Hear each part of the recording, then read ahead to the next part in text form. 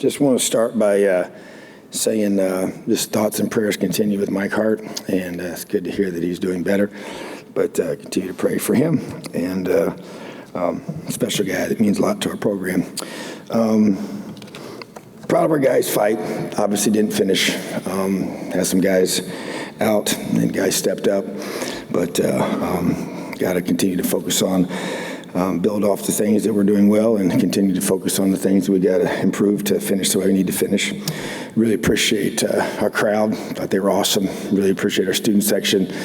They've been great all year. Noon kickoffs doesn't faze them, and appreciate that. It's huge for our team and means a lot, so I really, really appreciate that. Just an update on some of the injuries. Cam Jones will be out for several weeks, and A.J. Barner week to week. Jalen Williams week to week. Javon Swinton is hopefully a game time decision this week. DJ Matthews as well being a game time decision this week. So hope to get some guys back. Just working really, really hard to be able to get as healthy as we possibly can each week. Proud of our scouts. Don't ever want to forget to mention those guys each week. Vincent Sneed was the defensive scout team player of the week. Very, very talented freshman that's going to be a really good player for us here. And Carter Smith and Declan McMahon, offensive scout team players of the week, just giving great effort to us and helping us get prepared every time we take the field. And then Cam Jordan, the special teams scout team player of the week. So really appreciate those guys and the effort that they've given us and consistently give us. Also want to congratulate the Hall of Fame class that's going to be inducted this weekend, and special congratulations to Don Fisher as a part of that. And so appreciate all that he represents about our program and in IU athletics has just been amazing. So opportunity this week to play a very good football team in Maryland. Coach Loxley's done a great job there. Continues to build that team. Very, very talented football team. They'll be coming here to Bloomington for a 3:30 kickoff. So they have a lot of playmakers on offense and throw the ball well, run the ball effectively. Defense plays hard. Really, really good specialists and really, really talented football team. Also have, as we've put out a statement, have made a change at the offensive line position coaching, and Rod Carey will be our new offensive line coach for the remainder of the season, and you'll have a chance to talk to him here this afternoon. So I appreciate you guys being here. Ready for questions. Tom, sorry, covering a lot of ground in a short time. Number one, kind of what is Coach Carey's sort of official title, like for now anyway?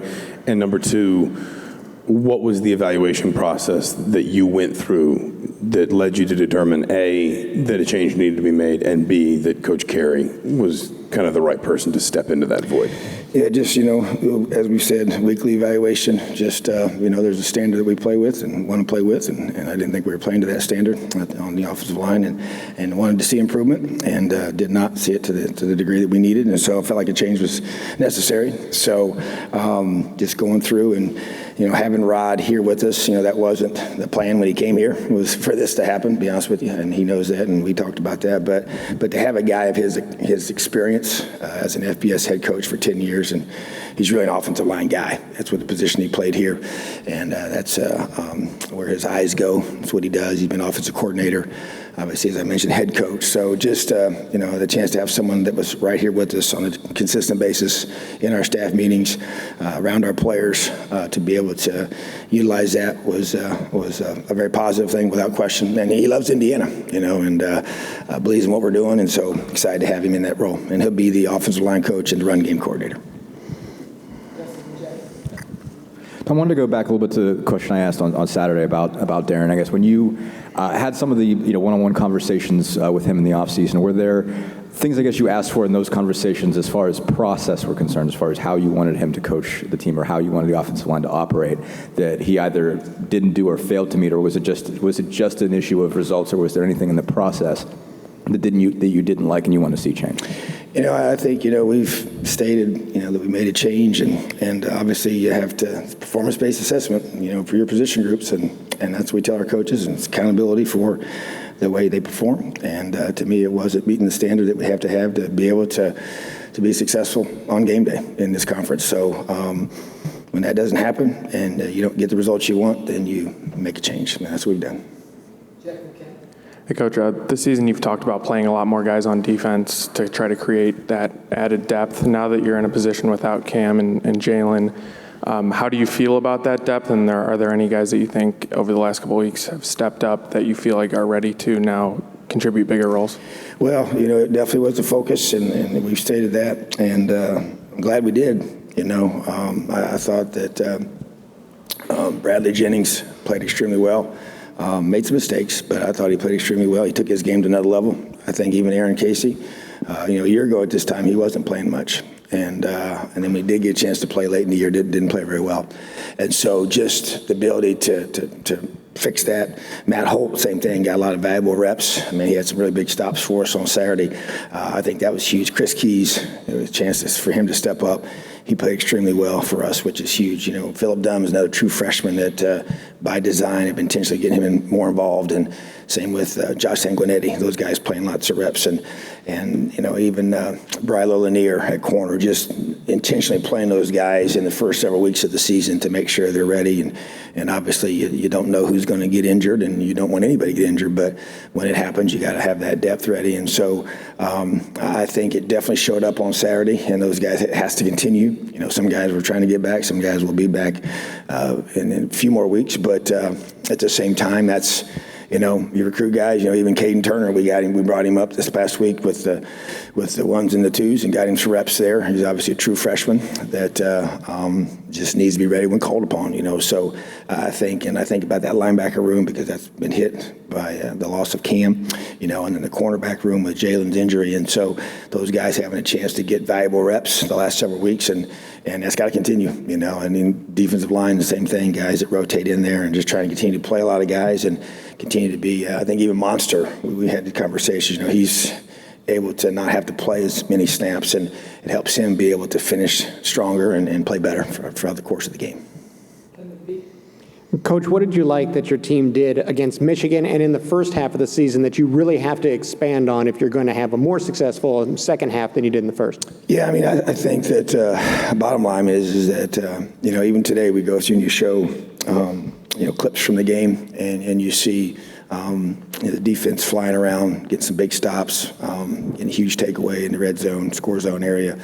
I feel like that the execution has continued to improve, but it's not where it needs to be. And I just think, you kind of go through and say you play a team like, Michigan, and you have, you have one 50-yard run that was early in the game, and you have four guys around him, and we don't get him on the ground, and it should have been a minimal gain, but he's a great running back. Give him credit for his ability, but to finish those situations, and then you go the rest of the game, really played really good run defense the rest of the way, and so it's that consistency that we got to have. And I know we're trying to play a lot of guys. That's a challenge to be able to get all those guys on the same page, but when you see when the guys do it, we showed a whole bunch of clips this morning with our guys that say, when we do these things the correct way, this is the result.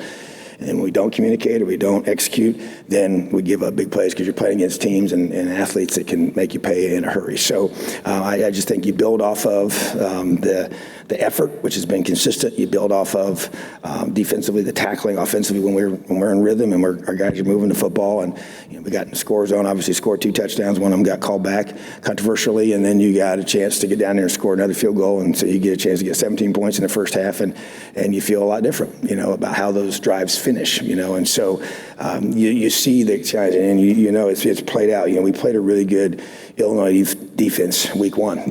They're number 1 in the nation right now in scoring defense, and so and did some really good things against them, especially there when we needed to. So you build off of what you have to what you've seen on film, you've seen your guys do. You fight through the injuries, you fight through the issues that you have with all that, and keep developing your players. And it's a long season. We're at the halfway point. We're not where we want to be right now in the way that we finished the last 2 games. But at the same time, you have to continue to build off the positives from the first half of the season, and you take those into the second half, because obviously the second half of the season is going to define how everything is determined. So a lot to build off of. I'm one that chooses to focus on the things that we've done well, build the confidence in that, and then correct the mistakes. And obviously that's going to be in multiple layers, a lot of things to all that, but that's the objective right now. Tom, over here, with Cam Jones, obviously he can't play, but the leadership he's showing, especially on the sidelines, he seems very animated there. Can you talk a little bit about that? Yeah, well, he and I met, when we found out he's going to be out for a little bit. That was really what our talk was about. First of all, we were making sure he was okay. I know how hard he's worked and how devastated he was. But then the next conversation was, okay, Cam, you're now in a different role, all right? As you're rehabbing, and you're getting yourself healthy, you got to lead this team, and you got to do it from the sideline. I know that's harder to do than it is when you're playing, but you've earned the right to continue to speak. And so basically in practice, same thing. He still brings the guys up after we break them down. He gives them a charge before practice. A couple other guys have stepped up. Noah Pierre, I would say, would be one, and Bryant Fitzgerald would be two guys that verbally have stepped up during the week to do kind of fill that void on the field for Cam. But he understands that, he's the captain of this football team, and he is our leader. And so that leadership does not stop just because he's not able to play right now. So I was really not surprised, but encouraged by his leadership that he showed on the sideline, and just when they come off the field, help him adjust. Matter of fact, he's taking notes during meetings. He knows the game plan. He's making sure that the guys are making the checks and adjustments, and it's because he cares, and he's a special player. He's a special person, and so I'm proud of him for that. It's easy. I've seen a lot of guys handle these injuries different ways. A lot of great players that can get a little bit, disconnected because they're not out there. That's not been the case with him. Like I said, he knows the game plan. He's involved. He's engaged. We took him to the hotel with us. That counts as a player. You can't just, you can only take so many guys, for even a home game because it's a conference game. And so we feel like he's that valuable to us. You take him in those numbers. Why? Because he affects the outcome of the game, even though he can't physically play, and since he's the captain. So been really, really proud of that. It was obviously his first opportunity this past weekend, and I expect that to continue. Going back to the coaching change, how did you break this news to your players, and how have you seen them kind of process it over the last 24 or 36 hours or whatever it's been? And I guess as the dust settles on this in the short term, what are you looking for from those guys this week? I told the offensive line in person on Sunday early afternoon, and wanted to tell them face to face, and there was a lot of emotions, and they love Coach Hiller. I love Coach Hiller. So, it's just, relationships with people, it matters. Relationships, people matter, it's families. It's, I know everybody just throws stuff around and says things, and I get that, and I understand that's part of what we do, but there's people below all this. And our players were emotional, and there's connections, and they took it personal in a good way. You know what? They know it's about accountability and those guys stepping up, and challenging them to be able to rise up as a group and to be able to play for each other. And to me, it's accountability of the whole offense. It's the whole team that embraces who we are and what we're all about, and the staffs that we have and the people we have as part of the staff. So, and then you go through and told the whole team today. I know they already, everything gets put out there, publicly, but talked about it as a whole group today, this morning in our team meeting. And but it's something that the decision's been made, and Coach Kerry's now in that role, and we're going to move forward. And the expectation is for those guys to play the standard that we know we got to play at to win Big Ten football games. So that's the objective, that's the expectation, and I'm excited for Coach Kerry to be able to be in this role. Coach, we spoke to Connor before you, and he said that the offense is really right there on the cusp of breaking out. He said that they're due. What are you seeing from the offense that's just preventing them from getting over that hump, and what do they need to do to essentially? Yeah, and I don't disagree, and I see the evidence as well, but I also see that we gotta be able to play at a higher level in the second half, and be able to finish those drives. And to me, it's our kids practiced hard last week. They responded to the changes that we made with our structure, and we'll have some modifications this week as well. But to me, it's about core confidence in what we're doing. It is still, execution is paramount. You can't get away from that. You can't be jumping off sides. You can't make mistakes. You get those drive killers against a team of of the caliber of Michigan, and you play in a road game a week ago, and you can't make those mistakes on the road, and with all that adversity that creates. And so, to me, it's about consistent execution. I'll keep saying it because it doesn't change. You can't go through and be effective on either side of the ball without doing the little things correctly. And so it's the whole group. It's everybody doing their job. And pass protection is not just the offensive line. It's a big part of it. There's no doubt big men lead the way in that area, but there are other things involved as well. And so it's our staff, it's our players, it's our quarterback, it's our receivers, it's our running backs. It's a part of all that, and everybody taking ownership of that as a group. And so, and to me, they've shown what they can be, and they've shown what they can do, and the ability for us to get the ball in the end zone and move the ball down the field and get first downs and stay on the field as an offense, and then we see what happens when we don't, so, but that you just, you know what you need to do, and you make the adjustments you need to make, but at the end of the day, you got to stay the course, and you got to continue to fight and demand the little things that when it matters the most, we're going to be at our best, like we were early in the season. It finishes those two critical drives that we had to have. So that to me is what the expectation is and what we got to get to. And then I know our coaches feel that, and we're not going to be dissuaded by anything other than this is the goal, this is the objective, and we got to stay together, fight together, and get this thing fixed. Tom, Maryland obviously has lost their last two ball games, but they are an improved football team based on everything we're seeing over those past year. Where do you see the biggest improvement in them, and what's your take on why they are such a good football team? Yeah, I would say, we've obviously played them every year I've been here. I think every single time we've played them, it's come down to the final possession, whether it's here or there. Always have had a lot of athletes, always have had a lot of speed. One of the most athletic teams we play every year. That's never changed. It's still the case this year. I think the thing that sticks out to me is quarterback play, and I think that he's continued to get better and better. And he's a special quarterback. He played well last year in our game. He's played well this year. And that to me is the key, and that's a big part of it. They've had, like you said, the athleticism in the backfield and the receiver has always been elite. Every time we played them, always been guys who we were very, very conscious of and concerned about where they were on the field and how they were trying to get them the ball. Defensively, they've always played hard. They've always been big and athletic and can run, and so, but that to me, if I had to pick one thing, would be that, is the play of their quarterback, and that's allowed them, I think, to be able to elevate their team and win some of those close games. I know they had a close one here this past weekend. So, but you play in this conference, that's what's going to happen. Games are going to come down to the final possession, and that's how games are decided. So, Coach Loxley, as I've said before, has done a really good job there and has recruited. There's a lot of talent in that area where they're located, and they know that, and they've tried hard to keep those guys home there, and it's made an impact. Coach, you had mentioned Chris Keys. I know he had torn his ACL last season. Mm-hmm. I guess, how did you just see him deal with that? What has impressed you, I guess, just sort of how he's developed over his time here? Yeah, he's a guy that we identified that felt like he's tall, he's very athletic. He's one of the most athletic players on our team in terms of just jumping and running and changing direction, and especially for his length. And was so disappointed he did have that injury a year ago, really set him back. Those injuries are really hard. The recovery process is very long and demanding and very, very trying mentally and physically. So there were ups and downs during that process.